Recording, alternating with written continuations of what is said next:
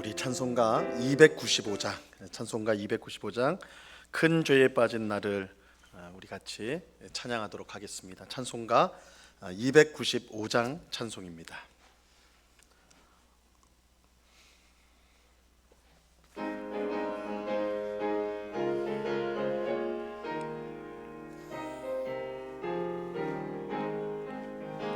큰 죄에 빠진 나를 주 예수 건지사 그 넓은 품에 다시 품으신 은혜는 저 바다보다 깊고 저 하늘보다 높다. 그 사랑 영원토록 나 찬송하리라. 날로 더욱 귀하다, 날로 더욱 귀하다. 한이 없이 넓은 우리 주의 사랑, 날로 더욱 귀하다.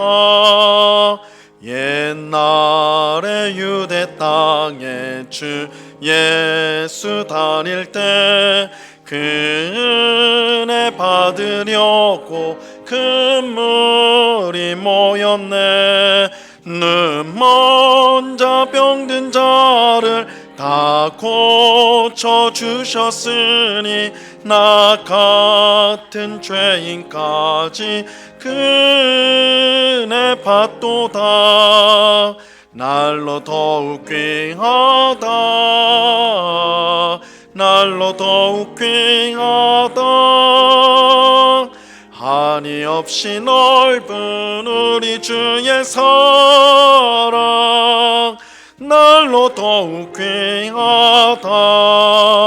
주 크신 사랑으로 만 백성 위하여 그 십자가의 고난 다 받으셨으니 그 속죄 받은 성로 큰 소리 함께 높여 온 천지 울리도록 주 찬송하리라. 날로 더욱 귀하다, 날로 더욱 귀하다. 한이 없이 넓은 우리 주의 사랑, 날로 더욱 귀하다. 아멘. 수요예에 배우신 우리 모든 성도님들 진심으로 환영합니다. 다 마스크를 쓰고 계셔가지고 우리 길거리 돌아다니면 우리 성도님들 뵀는데 못 알아보겠어요. 마스크 쓰고 안경 쓰고 막 이러면 못 알아듣는데, 그래도 이렇게 마스크를 쓰고라도 예배당에 모여서 예배하는 것이 얼마나 하나님 앞에 감사한 일인지요.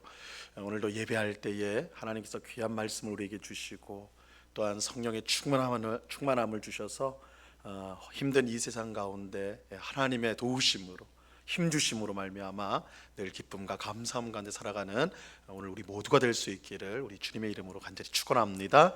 이 시간에 묵도하심으로 수요 예배를 우리 하나님 앞에 드리도록 하겠습니다. 다 같이 묵도하시겠습니다.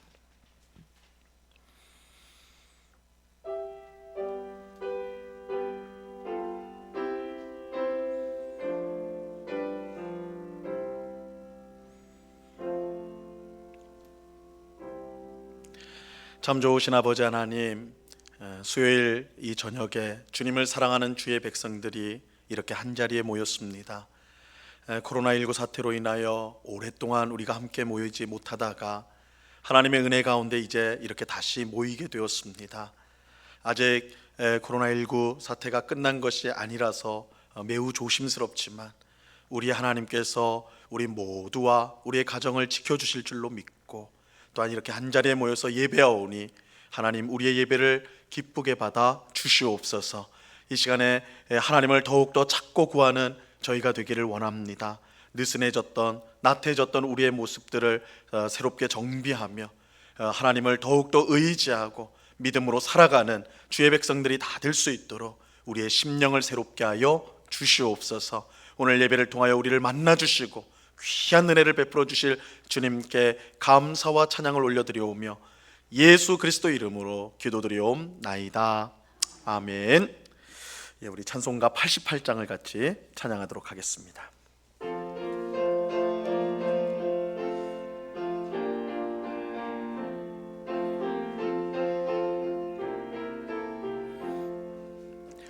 내 진정 사모하는 친구가 되시는 그 주 예수님은 아름다워라.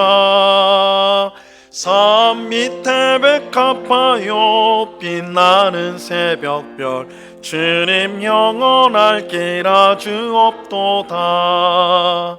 내 맘이 아플 적에 큰 위로 되시며 나 외로울 때 좋은 친구라. 주는 저 산 밑에 백합 빛나는 새벽별 이 땅 위에 비길 것이 없도다. 내 맘의 모든 염려 이 세상 고락도 주님 항상 같이 하여 주시고 시험을 당할 때에 악마의 개교를 즉시 물리치사 나를 지키네. 온 세상 날 버려도 주 예수 안 버려 끝까지 나를 돌아보시니. 주는 저 산 밑에 백합 빛나는 새벽별 이 땅 위에 비길 것이 없도다. 내 맘을 다하여서 주님을 따르면 길이 나를 사랑하리니. 물불이 두렵지 않고 창검도 겁없네. 주는 높은 산성 내 방패시라. 내 영혼 먹이시는 그네 누리고 나 친히 주를 뵙기 원하네. 주는 저 산 밑에 백합 빛나는 새벽별 이 땅 위에 비길 것이 없도다.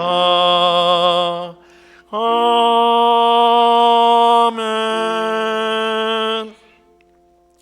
혹석 권사님 예배 위에서 기도 인도해 주시겠습니다. 하나님 아버지, 수요 예배를 교회에서 드릴 수 있음을 감사합니다. 주님의 교회에서 예배드리며 성도의 교제를 나눌 수 있음이 큰 감사요 기쁨인 것을 코로나19로 인해 공동체의 귀하고 감사함을 저희들이 느끼고 깨닫게 됨을 감사합니다. 교회의 귀중함을 더욱더 저희들이 많이 배우고 깨달으며 교회를 위해서 더욱더 기도하게 해주심을 감사합니다. 아버지 하나님, 우리의 삶 모두가 하나님의 계획 속에 있음을 말씀대로 살아가기를 원하시는 아버지 하나님, 주님의 사랑을 절실히 체험하며 살아가는 이때입니다. 아직은 온전히 이 사태가 끝난 것이 아니라 서로 격리되어서 생활하며 나라와 교회와 이웃을 위해 더욱 기도하게 하시고 주님의 말씀에 순종하며 살아갈 수 있도록 인도해 주옵소서. 아버지 하나님, 저희들은 이전을 사모하여 즐거운 마음으로 왔지만 이전을 사모하지만 병약하신 어르신들 예배를 올 수 없고 아버지여 힘든 때를 견디고 계시지만 같은 마음으로 하나님 예배를 드릴 수 있도록 그들 심령을 한 사람 한 사람 붙들어 주시옵소서. 아버지 하나님, 말씀을 전하시는 목사님 성령의 인도하심에 은혜의 말씀을 전하게 하시고 저희는 열린 마음으로 들을 수 있게 마음 문을 열어 주시옵소서. 하나님, 참된 그리스도인으로 예수님을 자랑하며 늘 모시고 살아가는 저희가 되게 늘 지켜주시옵소서. 아버지 하나님, 이 나라를 불쌍히 여겨주시고 축복하여 주시옵소서. 하나님 아버지여, 정치하는 자들과 교계의 리더들과 경제인들이 나라를 사랑하며 국민을 귀하게 여겨 이 나라가 경제, 국방, 정치가 안정되어서 국민이 평안한 삶을 살 수 있게 인도해 주시고 믿는 저희들이 깨어서 나라를 위하여 정치하는 자들을 위하여 기도에 힘쓰게 저희들이 한 목숨 한 마음으로 기도할 수 있도록 저희들을 인도해 주시옵소서. 하나님 아버지, 말씀을 듣는 시간이 너무나 좋고 너무나 감사한데 그것을 귀하게 여기지 못한 것 회개합니다.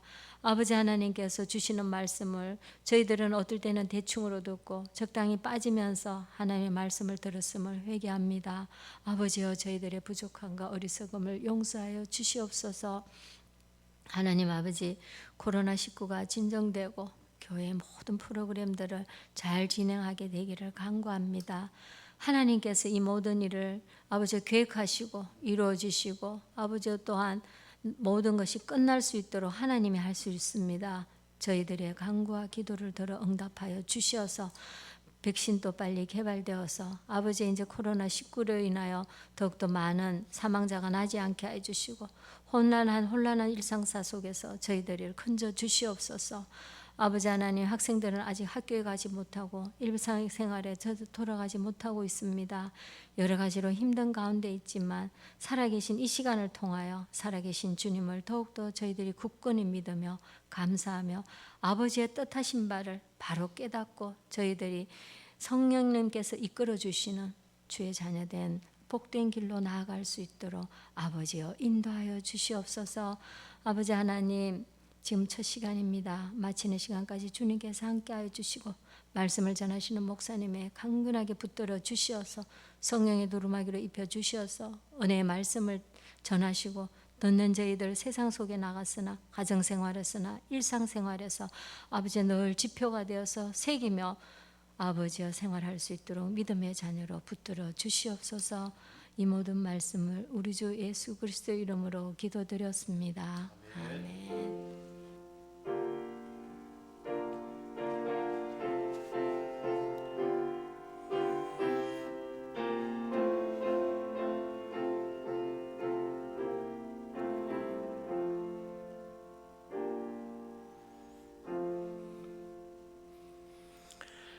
우리 하나님 말씀을 다 같이 보겠습니다. 구약 성경 호세아서 7장 8절로 12절까지의 말씀을 우리가 다 같이 보도록 하겠습니다. 구약 성경 호세아서 7장 8절로 12절까지의 말씀입니다.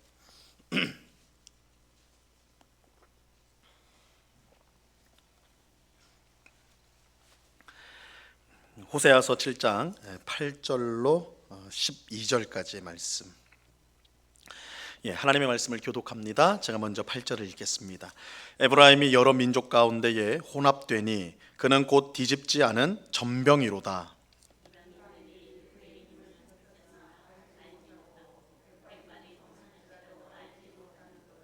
이스라엘의 교만은 그 얼굴에 드러났나니 그들이 이 모든 일을 당하여도 그들의 하나님 여호와께로 돌아오지 아니하며 구하지 아니하도다.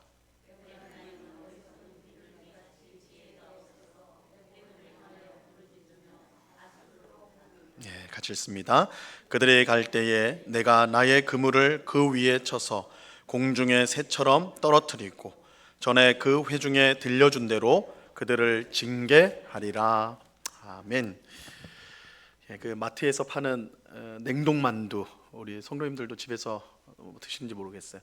만들어서 많이 드시기도 하는데 저는 이제 가끔씩 이제 그 마트에 냉동만두를 사가지고 먹거든요. 그러면 냉동실에 집어넣잖아요. 집어넣어서 이제 꽁꽁 얼어 있어요. 그걸 이제 꺼내가지고 군만두를 해 먹으려면 프라이팬에 기름을 이렇게 이제 두르고 이제 만두를 탁 넣는 거죠. 그래서 이제 먹는데 그 군만두를 할 때 맛있게 먹으려면 중요한 게 있는데 제가 이게 번데기 앞에서 주름 잡는 말을 하는 것 같아서 다 음식 잘 하시는 분들인데 어쨌든 이제 만두를 넣는데 중요한 게 뭐냐면 화력이 중요해요. 그죠? 불의 세기가 중요하다고요.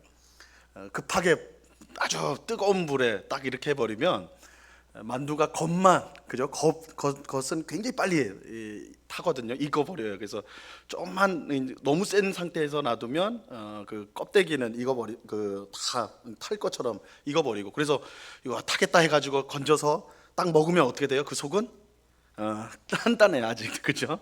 아직 언 게 안 풀려가지고, 그죠? 그래서 딱 겉은 바삭 완전히 이제 탄 것처럼 돼가지고 그렇게 되는데 속은 아직 여전히 차갑단 말이에요. 그럼 먹다가 뱉어버리는 것이죠.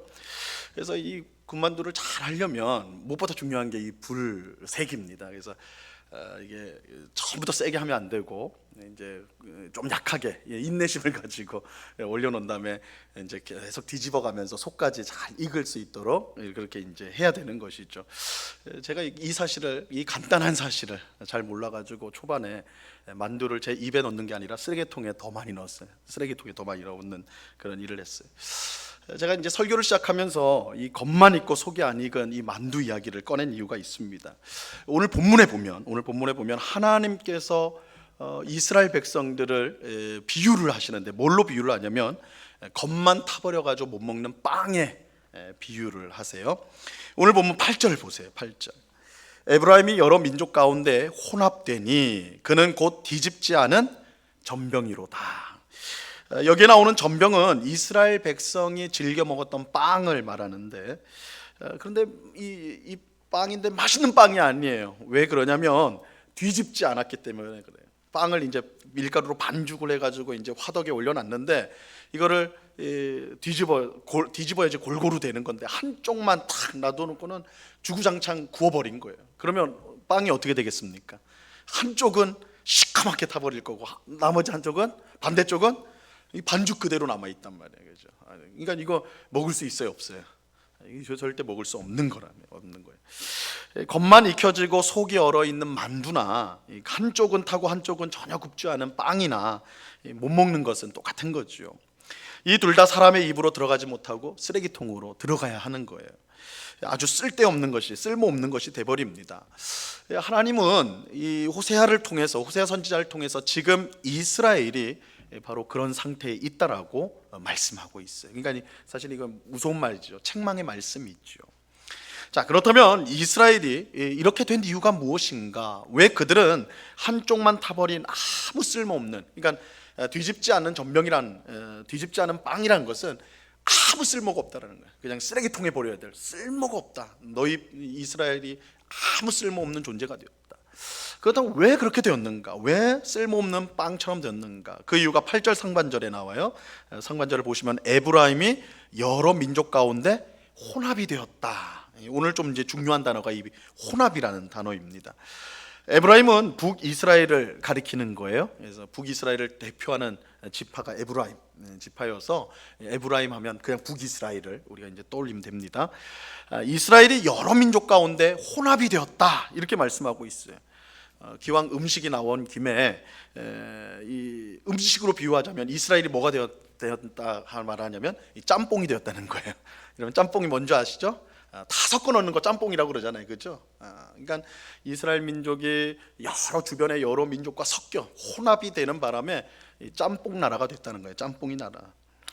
호세아 당시 북이스라엘은 그야말로 주변 다른 민족들과 종교적으로, 정치적으로 섞여 버렸어요. 혼합이 되어 버렸어요.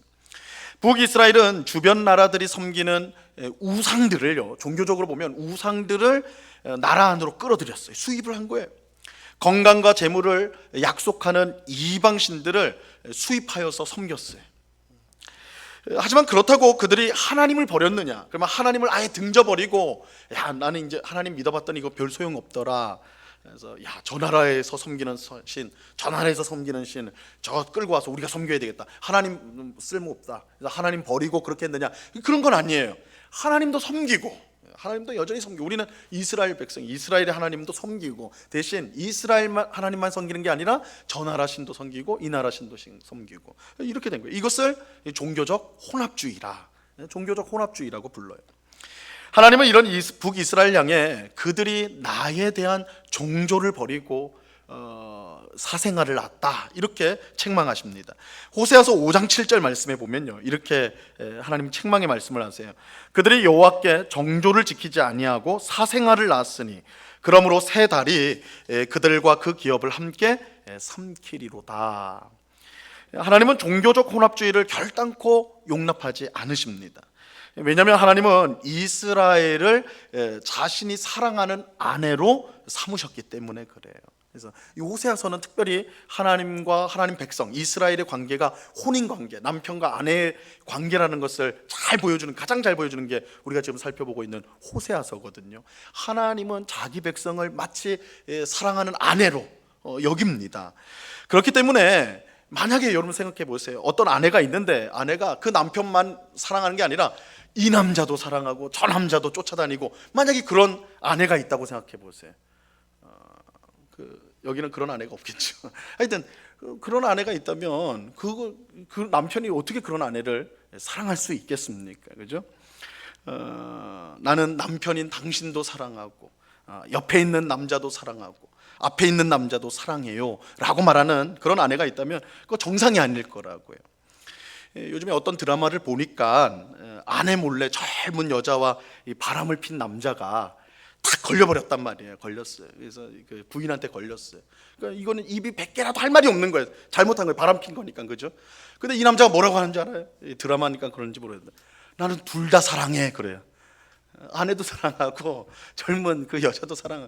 둘 다 사랑해. 그렇게 하는 거예요.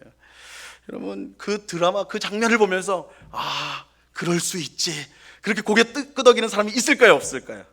그거 있다면 그건 문제죠, 그죠? 아무도 없을 거란 말이에요. 왜 그렇습니까? 부부라는 게 그런 거예요. 부부라는 게, 부부 사이에는 절대 다른 이성이 그 사이에 들어올 수가 없어요. 남편도 사랑하고 다른 남자도 사랑한다는 것은 성립할 수가 없는 말이에요, 그죠? 성립될 수가 없어요. 하지만 북이스라엘은 그렇게 했어요. 주일에는 교회에 와서 하나님을 섬기고 평일에는 절에도 좀 가고 용하다고 하는 무당도 좀 찾아가가지고 점도 좀 보고 그렇게 했다는 거예요. 북이스라엘이 그렇게 했다는 거예요. 하나님은 그런 북이스라엘을 보며 정조를 지키지 않고 사생활을 낳은 자들이다 이렇게 책망을 하셨대요. 이 종교적 혼합주의, 그렇기 때문에 너희는 아무 쓸모없는 뒤집어지지 않은 전병이 되었다, 빵이 되었다 이렇게 말씀하는 것입니다. 그런데 종교적 혼합주의만 문제가 아니었어요. 이 북이스라엘은 정치적으로도 주변 나라들과 혼합이 되었어요. 정치적으로도. 오늘 본문 11절 말씀 보세요. 11절. 에브라임은 어리석은 비둘기 같이 지혜가 없어서 애굽을 향하여 부르짖으며 아수르로 가는도다. 이 에브라임 즉 북이스라엘이죠. 북이스라엘은 어리석은 비둘기와 같다 이렇게 말하고 있어요. 여러분 원래 비둘기는 이 목적지를 분명히 알고 정확하게 날아가는 새라고 그래요.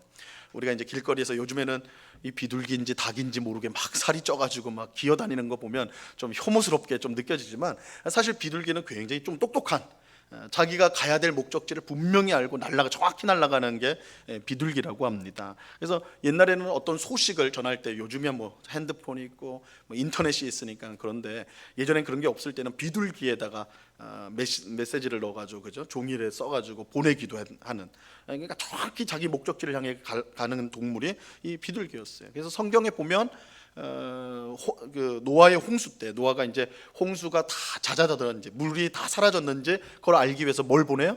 새를 보내는데 비둘기 보낸다고요. 그죠? 비둘기가 탁 나가가지고 주변을 살펴보고 다시 돌아오거든요. 정확하게 돌아와요. 그러니까 그런 동물이 비둘기예요. 하지만 북이스라엘을 비둘기라고 하는데 그런 똑똑한 비둘기가 아니에요. 어리석은 비둘기다. 이 말은 뭐예요? 갈 바를 알지 못하는. 그러니까 비둘기는 정확하게 가는데, 자기가 가야 될 곳을 분명히 아는데, 이 북이스라엘은 어리석은 비둘기라는 거예요. 가야 될 곳을 알지 못한다는 거예요. 자기가 가야 될 것을 알지 못하고 엉뚱한 데로 간다는 거예요. 엉뚱한 데로. 엉뚱한 데로 어디로 갔느냐? 애굽을 향하여 부르짖고 아수르로 갔다 이렇게 말하고 있어요. 애굽은 북이스라엘의 남쪽, 그러니까 이스라엘의 남쪽에 있는 강대국이 애굽이었어요. 애굽이고 지금 이제 애굽은 이집트인데 지금은 사실은 별 볼 일 없는 나라가 됐지만 이 성경 시대에는 애굽은 초강대국이었다고요. 아주 큰 나라였어요. 그래서 북이스라엘이 도움이 필요하면 애굽으로 달려가고, 또 이 이스라엘 북쪽에는 아수르라는 나라가 있어요. 지금은 시리아 뭐 이런 나라인데 아수르라는 나라가 있어서 이 아수르라는 도 굉장히 큰 아주 강대한 나라였어요. 글로 또 가는 거예요. 도움이 필요하면 글로 갔어요. 이것은요, 그 우리나라를 생각해 보면 이 이스라엘의 정치를 우리가 좀 쉽게 이해할 수가 있어요. 이스라엘과 우리나라가 여러 가지 공통점이 있는데 그중 하나가 강대국에 둘러싸여 있는 나라라는 것입니다. 우리나라는 미국과 일본과 중국과 러시아라는 초강대국 사이에 우리가 딱 한가운데 위치하고 있죠. 그래서 고래 싸움에 등 터지기 딱 좋은 형편에 있어요. 남북 사이에 우리나라와 북한 사이에 긴장이 고조가 되면 그게 우리끼리만 문제가 되는 게 아니라 미국과 중국과 일본과 러시아 전체에 문제가 되는 거죠. 그래서 그들도 다 간섭을 해요. 그래서 우리나라는 보통은 미국을 등에 업고 북한은 어디를 등에 업어요? 중국을. 정확히 말하면 우리가 등에 업히는 것 같은, 하여튼 그렇게 해가지고 서로 으르렁거리죠. 근데 이스라엘도 마찬가지였어요. 이 남쪽의 애굽과 북쪽의 아수르 사이에 끼어 있었어요. 이스라엘이 탁 끼어 있고 중간에 끼어 있습니다. 그래서 아수르가 북쪽에서 위협하면 이스라엘은 남쪽에 있는 애굽의 도움을 얻었고, 애굽이 위로 쳐들어오면 북쪽에 있는 아수르의 힘을 빌리는 그런 식의 외교를 했던 거예요. 어찌 보면 힘없는 나라의 어쩔 수 없는 현실이다, 이렇게 이해할 수도 있죠. 우리나라가 미국이나 일본, 중국 등의 눈치를 보지 않을 수 없는 것과 같은 그런 이치를 알 수 있습니다. 이렇게 이제 우리가 현실적으로 생각해 보면 이스라엘이 애굽이나 그 아수르의 도움을 요청하는 것은 어떻게 보면 굉장히 현실적인, 이해해 볼 만한 거예요. 하지만 이스라엘은 그래서는 안 돼요. 이스라엘은 달라야 했습니다. 왜냐하면 이스라엘은 애굽이나 아수르와 같은 일반적인 나라가 아니라 하나님께서 선택하여 친히 세우신 나라였기 때문입니다. 이스라엘은 사람들이 스스로 모여 만든 나라가 아니에요. 이 성경이 이것을 우리에게 분명히 말해주죠. 하나님께서 택하여 세운 백성이고 나라였습니다. 신명기 7장 6절에 보면요, 이렇게 말씀합니다. 너는 여호와 내 하나님의 성민이라. 내 하나님 여호와께서 지상 만민 중에서 너를 자기 기업의 백성으로 택하셨다. 그죠?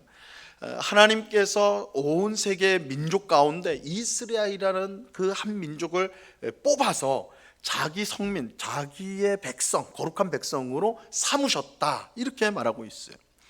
이스라엘은 하나님이 세상 민족 가운데 택하여 세운 나라였습니다. 그렇다면 하나님은 왜 그들을 택하셨는가? 그 목적이 있겠죠. 출애굽기 19장 6절에 보면 이렇게 말씀합니다. 이 말씀 참 중요한 말씀인데, 너희가 내게 대하여 제사장 나라가 되며 거룩한 백성이 되리라. 너는 이 말을 이스라엘 자손에게 전할지니라. 하나님께서 이스라엘을 세계 가운데, 세상 많은 민족 가운데 유독 그 이스라엘 백성을 선택하신 목적은 그들을 거룩한 제사장 나라로 삼기 위해서요. 제사장 나라를 삼기 위해서요. 그런데 제사장 나라가 무엇인가? 하나님과 세상 사람들 사이에 서가지고, 제사장은 중보자예요. 하나님과 죄인들 사이에 서서 이 둘을 연결시켜주는 역할을 하는 게 제사장이에요. 그러니까 하나님은 이스라엘을 도구로 삼아 온 세상을 구원하고자 하셨던 거예요. 이런 점에서 제사장 나라인 이스라엘은 다른 나라들과 구별되어야 했어요. 즉 거룩한 나라가 되어야 했습니다. 내가 거룩한 백성으로 삼겠다는 말은 구별되게, 세상과는 너희가 달라야 된다라는 말이에요. 근데 무엇으로 세상 사람들과 구별될 수 있는가? 가장 중요한 것은 그 나라를 다스리는 왕이 누구냐 하는 거예요. 그 나라를 다스리는 왕이 누구냐? 이스라엘이 하나님께서 택한 나라라는 가장 분명한 증거는 바로 이스라엘의 왕이 하나님이었다라는 사실이에요. 이스라엘 왕이 하나님이었다. 이것이 온 세상 모든 나라들과 구별되는, 이스라엘이라는 나라가 다른 나라와는 완전히 구별되는 가장 중요한 특징이에요. 이스라엘 왕은 하나님이다. 세상 나라들은 이스라엘을 통해 하나님이 통치하는 나라가 얼마나 복된 나라인지를 보게 되는 거예요. 이것을 통해 그들이 하나님께 나오게 되는 것이죠. 이런 점에서 보면 이스라엘은 일종의 모델하우스라, 이스라엘은 모델하우스라고 할 수가 있어요. 여러분, 아파트를 건설하고 이제 이거를 아파트를 팔 때, 분양을 할 때에 뭘 만들어요? 먼저 모델하우스 짓죠. 모델하우스를 져가지고 사람들에게 이제 그거를 모델하우스를 보여준다고요. 사실 모델하우스는 그 아파트와 똑같이 만들지만 거기서 사람 사는 목적으로 하는 건 아니에요. 그죠? 당신이 사고 싶어하는 집이 이렇게 멋진 집이다, 이렇게 참 근사하다라는 것을 보여주는 역할을 하는 것이 이 모델하우스라고요. 그래서 이 모델하우스는 기가 막히게 예쁘게 꾸며요. 그럼 당연하겠죠. 그래서 그걸 보고 야, 나도 저런 아파트에 들어가고 싶다, 저런 집에서 살고 싶다, 그런 마음을 일으키도록 그렇게 예쁘게 만든다는 거예요. 하나님은 이스라엘을 하나님 나라의 모델하우스로 세상 가운데 선택하신 거예요. 하나님이 통치하시는 하나님의 나라가 얼마나 아름답고 복된 나라인지를 세상 사람들 가운데, 세상 나라들 가운데 보여주기 위해 이스라엘을 선택하신 것이죠. 그래서 하나님은 이스라엘을 나라로 세울 때 왕을 주시지 않았어요. 여러분, 이게 중요한 거예요.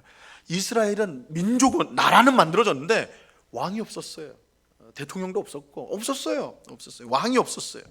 여러분, 모세도 여호수아도 왕이 아닙니다. 우리가 생각할 때는 모세가 왕 아니었나? 여호수아가 왕이 아니었나? 아니에요. 그들은 왕이 아니었어요. 사무엘이 활동할 때까지 이스라엘에는 왕이 없었고, 다만 누가 있었죠? 사사가 있었죠. 우리 사사기, 여호수아서 다음에 사사기가 나오는데, 이 사사들은 왕이 아닙니다. 이스라엘이 위기에 빠졌을 때 그 위기에서 구출할 사람으로서 하나님이 보내주는 특별한 지도자들이었어요. 그들은 왕은 아니었어요. 이스라엘을 다스리긴 했지만 왕은 아니었다고요.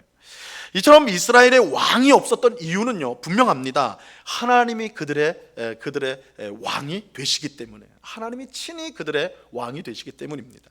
바로 이런 이유로 이스라엘 백성이 사무엘에게 와서 우리도 다른 나라처럼 왕을 세워주십시오 라고 요구했을 때 하나님께서 뭐라고 대답하냐면 저들이 나를 버렸다, 이렇게 말씀하는 거예요. 사무엘상 8장 7절 말씀입니다. 여호와께서 사무엘에게 이르시되 백성이 내게 한 말을 다 들으라. 이는 그들이 너를 버림이 아니요 나를 버려 자기들의 왕이 되지 못하게 함이니라. 그래서 이스라엘 백성들이 사무엘에게 와가지고 우리에게도 왕을 세워주십시오 라고 할 때에 그것은 이스라엘의 진짜 왕이신 하나님을 거절한 사건이 되는 거예요. 거절한 거예요. 하나님은 이스라엘을 세상 민족 가운데 선택하시고 또한 세우셔서 그들을 친히 그들의 왕이 되심으로 하나님 나라를 온 세상에 보여주는 그런 모델하우스와 같은 제사장 나라로 삼으셨어요. 자, 그렇다면 이스라엘 백성은 나라가 어려울 때에 누구를 찾아가야 마땅한 것일까요? 누구를 찾아가야 마땅할 것일까요? 나라가 어려워지면 누구를 찾아가야 돼요? 왕이신 하나님을 찾아가야지 맞는 거예요. 그죠? 그러니까 하나님이 우리의 왕이 되시고 하나님이 우리를 통치하심으로 우리나라가 세상 나라와는 다르다라는 것을 보여주는 역할을 하는 게 이스라엘이니까, 그러니까 이스라엘 백성들은 언제나 어려울 때 하나님을 찾아야 됐다고요. 그런데 오늘 말씀해 보니까 이스라엘이 누구를 찾아요? 하나님을 찾습니까? 아니요. 애굽으로 내려가고 아수르로 달려갔다라고 말하고 있는 거예요. 눈에 보이지 않는 하나님보다 눈에 보이는 강대국들이 더 도움이 될 것이라고 판단했기 때문입니다. 바로 이런 이유로 하나님은 북이스라엘 향해 어리석은 비둘기다. 비둘기는 비둘기인데 찾아는 가니까, 근데 어리석다라는 거예요. 와야 될 곳이 어디예요? 진짜 목적지가 어디예요? 하나님인데 어디로 가요? 엉뚱한 데로 애굽으로 가고 아수르로 가는, 어리석은 비둘기다, 이렇게 책망하셨던 것입니다. 하나님은 이처럼 목적지를 잃고 엉뚱한 데로 날아간 어리석은 비둘기와 같은 북이스라엘 향해 심판을 선언하세요. 12절 말씀 보세요.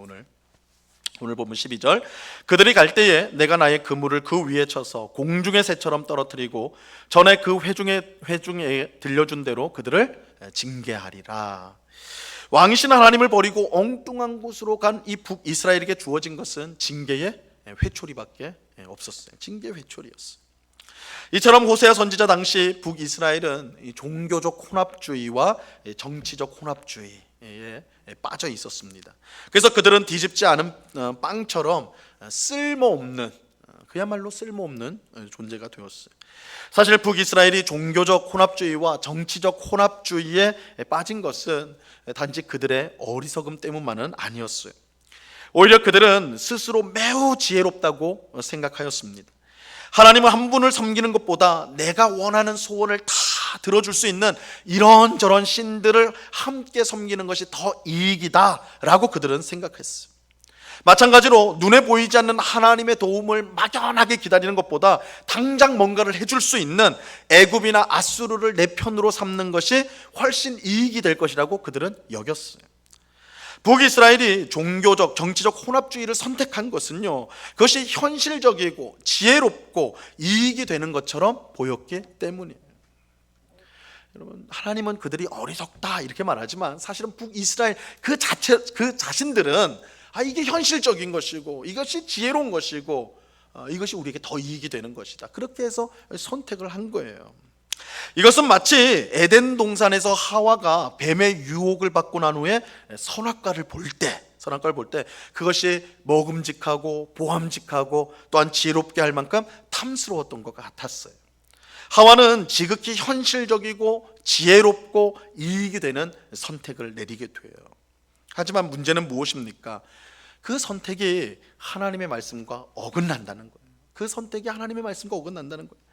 우리가 하나님의 말씀과 뜻보다 우리의 생각과 뜻을 더 앞세우기 시작하면 그때부터 문제가 발생하게 되는 거예요. 뱀의 유혹을 받기 전에 하와에게 선악과는요, 단지 하나님이 먹지 말라고 명하신 그런 단지 열매에 불과했어요. 거들떠도 안 봤어요. 하지만 이 뱀의 유혹을 받고는, 그 말을 듣고는 이제 자기 머리를 돌리는 거예요. 자기 생각을 하는 거예요. 현실적으로 이게 어떤 거 더 이익이냐, 이게 어떤 게 더 지혜로운 것이냐, 자기 생각을 하다 보니까, 자기 생각을 하나님보다 더 앞세우니까 이전에는 아무 거들떠 보지 않던 그 열매가 너무 보암직하고 먹음직하고 지혜롭게 할 만큼 탐스럽게 보이게 된 거예요. 그죠? 그래서 하나님의 말씀이 벗어나니까 그게 달라져 버리는 거예요. 북이스라엘도 마찬가지예요. 이전에는 오직 하나님 한 분만 섬겨야 하고 또한 왕 대신 하나님께만 도움을 요청해야 된다고 그들도 생각을 했어요. 하지만 자신의 지혜와 뜻을 하나님보다 더 앞세우기 시작하니까 세상 사람들이 섬기는 우상들이 더 좋아 보이기 시작하고, 왕이신 하나님보다 애굽이나 아수르가 더 힘이 센 것처럼 생각이 된 거예요. 즉 종교적 정치적 혼합주의의 뿌리는요, 단순히 북이스라엘의 어리석음이 아니라, 그 사람들이 멍청해가지고 그런 것이 아니라 하나님보다 자신의 지혜와 뜻을 더 앞세우는 그들의 교만 때문에 비롯이 된 거예요. 여기에는 이 교만이 그 속에 들어있는 거예요. 오늘 본문 10절이 이 사실을 잘 보여주고 있어요. 10절을 보세요. 10절. 이스라엘의 교만은 그 얼굴에 드러났나니 그들이 이 모든 일을 당하여도 그들의 하나님 여호와께로 돌아오지 아니하며 구하지 아니하도다. 왜 북이스라엘은 한 분 하나님을 섬기지 않고 온갖 우상들과 함께 섬겼을까요? 왜 북이스라엘은 왕이신 하나님께 도움을 구하지 않고 애굽과 아수르에 달려갔을까요? 그들이 교만했기 때문에 그래요. 그들이 교만했기 때문이에요. 자신들의 지혜가 하나님의 지혜보다 더 낫다고 착각했기 때문입니다. 하지만 하나님의 지혜보다 자신의 지혜를 더 의지하는 결과는 어떻게 나타납니까? 하나님을 찾지 않는 강팍한 마음을 가지게 되었고, 결국 하나님의 무서운 징계를 받을 수밖에 없게 되었어요. 여러 우상을 통해 더 복된 삶을 살고자 했고, 애굽과 아수르의 도움으로 더 안전하고 강력한 나라가 되고자 했지만 결국 북이스라엘이 어떻게 됩니까? 멸망하고 말아요.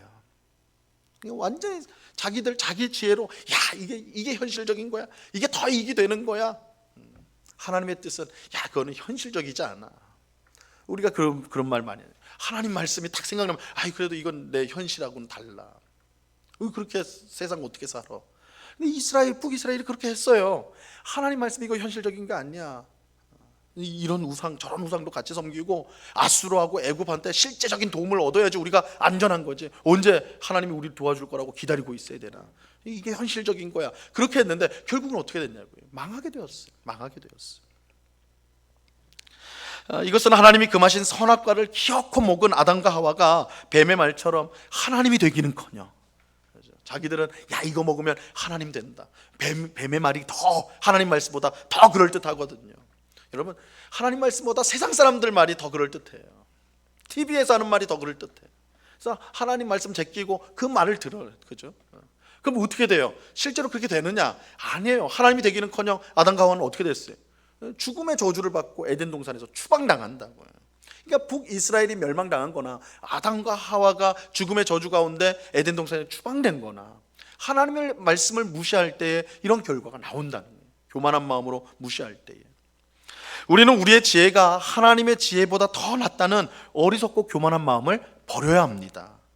하나님의 말씀에 어긋나는 일이라면 그것이 아무리 현실적이고 이익이 될 것 같아도 우리는 그것을 결코 선택하면 안 돼요.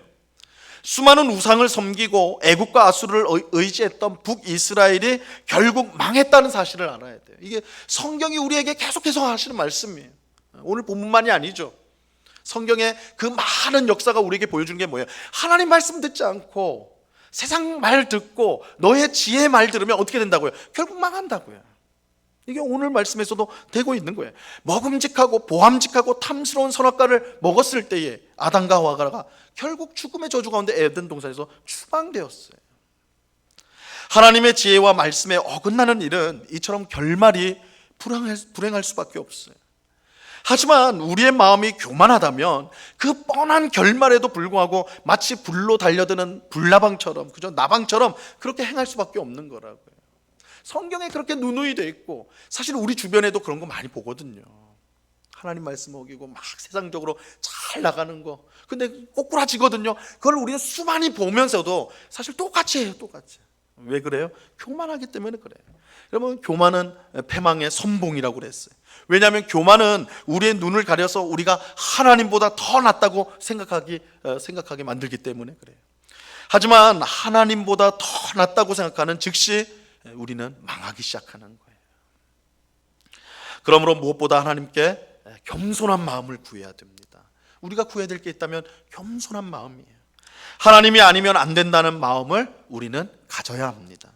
그리고 하나님의 말씀을 절대적으로 믿고 따라야 합니다. 내 생각과 뜻을 말씀 위에 두지 말고 말씀 아래에 두어야 합니다. 여러분, 우리가 말씀을 판단하면 안 돼요. 하나님, 이 성경 말씀은 지금 내 현실하고는 안 맞아. 지금 우리 시대에는 이 말씀 옛날 구닥다리 말씀이야. 이렇게 판단하면 안 돼요. 말씀이 우리를 다스려야지 우리가 말씀을 판단하고 평가하려고 하면 안 된다는 거예요. 내 생각, 뜻을 말씀 아래에 둘 때 그것이 우리에게 살 길이 되고 우리를 가장 복되게 하는 길이 되는 것입니다. 오늘 예배하는 우리 모두가 하나님께 겸손한 마음을 구할 수 있게 되기를 간절히 바랍니다. 하나님의 말씀을 거부하는 교만한 마음을 꺾어버리고, 저는 교만하지 않은데요. 제가 뭐 있다고 교만하겠어요? 아니에요. 이 교만이라는 것은 아담과 하와 이후로 우리 속에 다 내재되어 있는 거예요. 조금만 방심하면 불쑥불쑥 일어나는 거예요. 하나님의 말씀을 가려요.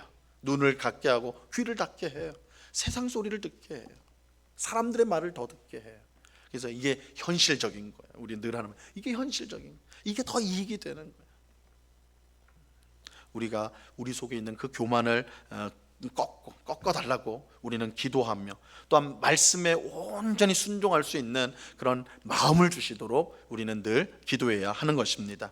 그것만이 힘들고 어려운 세상에서 우리가 복되게 살아가는 유일한 길입니다. 북이스라엘은 거꾸로 생각했어요. 이 잘 사는 것 같은 세상 나라들을 따라가면, 그들과 섞으면 우리도 저들처럼 잘 살겠지. 그러나 하나님 백성은 그렇게 가면 망한다. 이것이 오늘 말씀을 통해 우리에게 알려주시는 것입니다. 우리 모두가 교만한 마음을 버리고 겸손한 마음으로 항상 하나님을 찾으며 그 말씀에 순종함으로 하나님이 주시는 풍성한 삶을 살아가는 오늘 우리 모두가 될 수 있기를 우리 주님의 이름으로 간절히 축원합니다. 기도하겠습니다.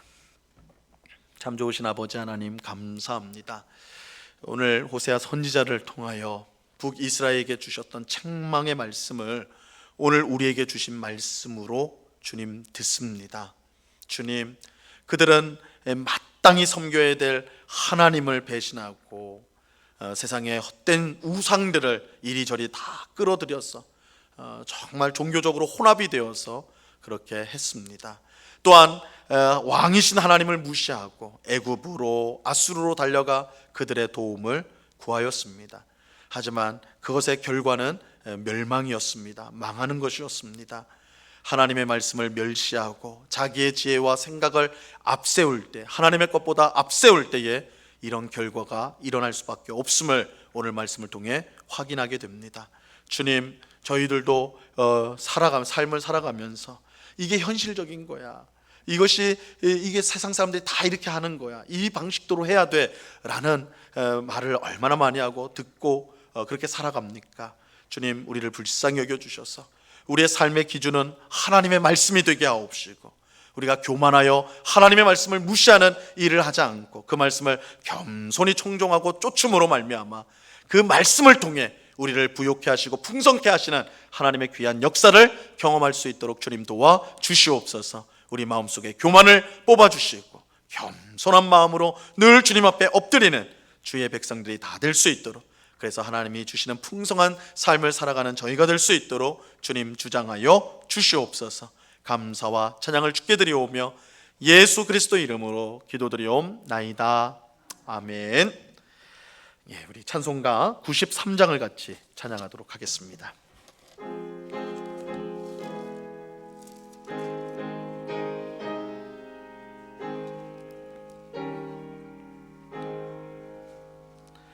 예수는 나의 힘이요 내 생명 되시니, 구주 예수 떠나 살면 죄 중에 빠지리. 눈물이 앞을 가리고 내 맘에 근심 쌓일 때 위로하고 힘주시리 주 예수. 예수는 나의 힘이요 내 친구 되시니, 그네를 간구하면 풍성히 받으리. 햇빛과 비를 주시니 추수할 곡식만 도다. 귀한 열매 주시느니 주 예수. 예수는 나의 힘이요 내 기쁨 되시니, 그 명령을 준행하여 늘 충성하겠네. 주야로 보호하시며 바른 길 가게 하시니, 의지하고 따라가리 주 예수. 예수는 나의 힘이요 내 소망 되시니, 이 세상을 떠나갈 때 곧 영생 얻으리. 한없는 복을 주시고 영원한 기쁨 주시니, 나의 생명 나의 기쁨 주 예수. 아멘. 교회 소식을 전하도록 하겠습니다. 주보 마지막 면을 참고해 주시기 바랍니다. 예배 안내를 드립니다. 우리가 지난 주일부터 예배당에서 모이기 시작했습니다.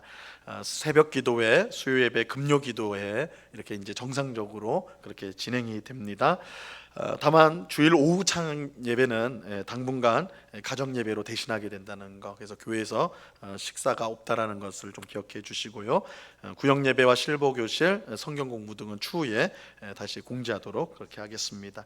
우리 교회 올 때 이제 주의 사항들이 있는데요. 반드시 마스크를 착용해 주시기 바라고요. 각 층에 비치된 손 소독제를 사용해 주시기 바랍니다. 본당에 표시된 좌석에 앉아 주시면 되고요. 사실은 이제 수요 예배 때는 그래도 좀 적은 더 수가 적기 때문에 사실은 좀 편하게 앉으셔도 되는데, 꼭 뭐 스티커 붙인 앉지 않으셔도 되는데 그래도 이제 서로 간에 조금 간격을 두고 그렇게 앉으시면 되겠습니다. 그리고 악수등과 같은 신체 접촉을 좀 자제해 주시고요. 열이 있거나 호흡기 질환이 있는 성도님은 온라인 예배를 드려 주시면 되겠습니다. 우리가 이제 수요 예배도 그렇고 주일 예배도 그렇고 전체 실황이 녹화되어 가지고 올려지니까요. 그렇게 보시면 되겠습니다. 예, 우리 이 시간에 우리 함께 같이 기도하는 시간을 갖도록 하겠습니다. 우리 주신 말씀을 우리가 생각하면서 하나님의 말씀보다 내 지혜와 뜻을 앞세우는 교만, 이게 교만입니다.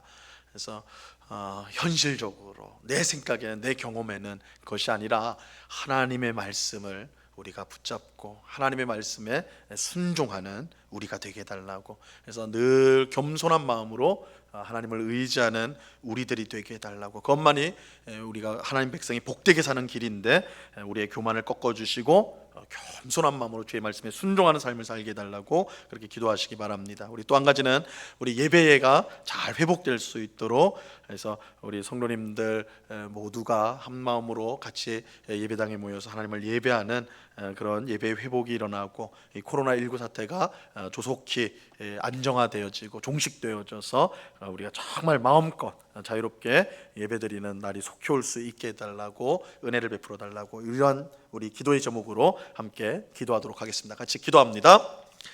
하나님 아버지, 감사와 찬송을 올려드립니다. 아버지 하나님, 오늘 이 밤에 함께 주의 백성들이 함께 모여서 하나님 예배드릴 수 있도록 인도하여 주시고, 하나님 아버지 우리에게 말씀을 허락하여 주심을 감사합니다.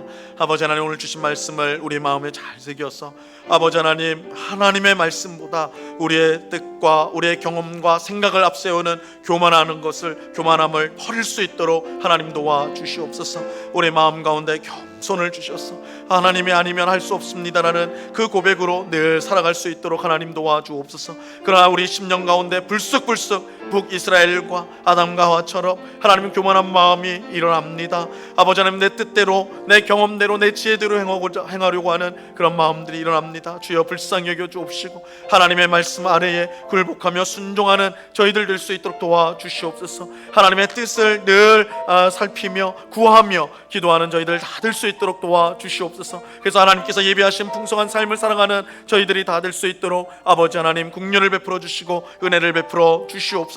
아버지 하나님, 또한 이 시간에 간절히 기도하옵기는 아버지 하나님 예배의 회복을 위해서 기도합니다. 아버지 하나님, 지난주부터 이제 우리가 다시 예배당에서 모이기 시작하였는데 하나님 은혜를 베풀어 주셔서 모든 성도들이 기쁜 마음으로 주님 앞에 나와 함께 예배하며 교제하는 날이 속히 올 수 있도록 은혜를 베풀어 주옵시고, 우리 마음 가운데 두렵고 불안한 마음들을 다 내려놓을 수 있도록 도와주시고, 하나님이 주시는 평안과 기쁨 가운데 모여서 하나님을 예배하며 섬기며 성도의 교제를 나눌 수 있도록, 그날이 속히 올 수 있도록 주님 도와주시옵소서. 코로나19 사태가 속히 종식될 수 있도록 은혜를 베풀어 주옵시며, 하나님 아버지, 이 일로 인하여 일어나는 경제적인 어려움들, 여러 가지 사회적 어려움들을 우리가 보게 되오니 하나님 불쌍히 여겨주시고, 우리 위정자들과 지도자들을 불쌍히 여겨주셔서 이 문제를 잘 해결해 갈 수 있도록 도와주시고, 하나님 또한 저희들은 서로 협력하고 서로를 섬김으로 말미암아 이 어려움들을 함께 극복해 갈 수 있도록 하나님 도와주시고 붙잡아 주시옵소서. 아버지 하나님, 우리 모두에게 긍휼과 은혜를 베풀어 주시고 주여 주장하시고 인도하여 주시옵소서. 우리 모두를 불쌍히 여겨주시고 하나님 함께하여 주시옵소서. 도와주시옵소서. 아버지 하나님 감사합니다. 하나님 아버지 감사합니다. 우리가 하나님의 말씀 위에 서는 그런 교만을 버리게 하옵시고, 늘 겸손한 마음으로 주의 말씀에 순종하여 하나님이 베푸시는 풍성하고 복된 삶을 살아가는 저희가 다 될 수 있도록 주장하여 주시옵소서. 지난주부터 예배당에 함께 모여서 예배할 수 있는 귀한 은혜 베풀어 주시니 감사합니다. 코로나19 사태가 조속히 종식이 되어서 온 성도들이 마음껏 즐거운 마음으로 함께 모여 정말 하나님을 예배하고 성도의 아름다운 교제를 나눌 수 있는 날이 속히 올 수 있도록 주님 은혜를 베풀어 주시옵소서. 코로나19 사태로 인하여 여전히 걱정하고 또한 힘들어하며, 또한 이 일로 인하여 일어나는 경제적 어려움들, 사회적 여러 어려움들을 우리가 생각하며 우려하고 있는데, 우리 하나님께서 저희들을 불쌍히 여겨주시고 또한 이 나라의 지도자들을 불쌍히 여기시고 명철과 지혜를 더하여 주셔서 이 어려움들을 잘 극복해 갈 수 있도록 도와주시고, 우리 성도들도 함께 기도하며 나보다 어려운 성도들을 돌아보며 사람 이웃들을 돌아보며 함께 이 어려움을 극복해 나가는 시간이 될 수 있도록 주님 주장하여 주시옵소서. 아버지 하나님, 여러 가지 기도의 제목을 가지고 주 앞에 나왔습니다. 주의 백성들의 간구를 들어 응답하시는 주님께서 이 시간에 우리의 기도에 응답하시며 우리 모두가 하나님의 뜻 가운데 정말 복된 삶을 살아갈 수 있도록 우리를 주장하여 주시옵소서. 언제나 우리와 함께 하시는 주님께 감사와 찬양을 올려드리오며 예수 그리스도 이름으로 기도드리옵나이다. 아멘. 하늘에 계신 우리 아버지여, 이름이 거룩히 여김을 받으시오며 나라에 임하옵시며 뜻이 하늘에서 이룬 것 같이 땅에서도 이루어지이다.